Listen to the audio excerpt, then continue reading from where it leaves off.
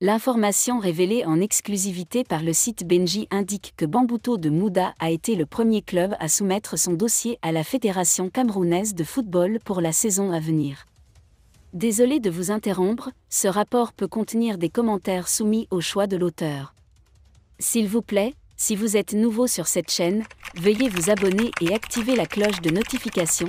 De cette façon, vous serez averti lorsque nous publierons de nouveaux rapports sur cette même chaîne. Merci.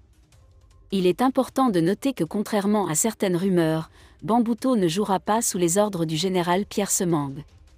Ce premier document témoigne de l'engagement et de la préparation sérieuse de Bambuto pour la saison prochaine, mettant fin aux spéculations sur un éventuel partenariat avec le général Pierre Semang. Fekafou, le général Pierre Semanger réalise son ambition.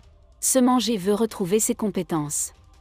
C'était l'une des résolutions adoptées hier, 24 août 2023, à l'issue de la réunion du Présidium du Conseil, et le président de la CTFP avait averti les clubs de ne pas tenir la réunion qui a été déclarée illégale. La réunion du bureau du Conseil de la Ligue camerounaise de football professionnel, LFPC, s'est tenue hier 24 août 2023 à Yaoundé. La réunion s'est déroulée en présence de plusieurs responsables du club dont Pascal Dizok du Bambuto FC, Venez Max du Yaoundéron FC ou Alex Gaspard au du Numu Revival FC, Werner, Alex Gasparovona. La réunion, présidée par le président Pierre Semangu et le vice-président Faustin Donqueux, s'est conclue par 6 résolutions. Le bureau communal a clarifié le placement financier.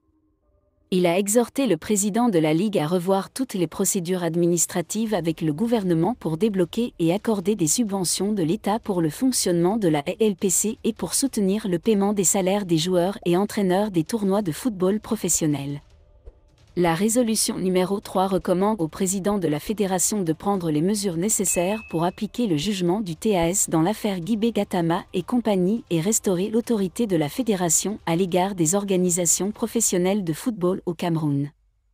Dans un communiqué du 23 août, le président du Conseil des transferts du football professionnel, CTFP, Pierre Boujiko-Jukeka, a mis en garde les clubs de ne pas assister à la réunion prévue qui s'est avérée illégale. Il a réitéré la décision du club de dissoudre la Ligue le 29 octobre 2020.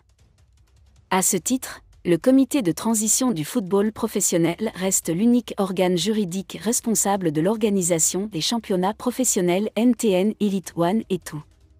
Pour marquer son engagement à donner suite, le LFPC a mis en place un comité chargé de sécuriser un site temporaire. Cette commission est présidée par Jérôme Cometmas. Merci d'être resté avec nous jusqu'à ce point, comme toujours pour promouvoir la liberté. Si vous avez aimé cette vidéo, merci de liker, partager, commenter et surtout vous abonner à la chaîne. Et on se retrouve très vite pour une prochaine vidéo.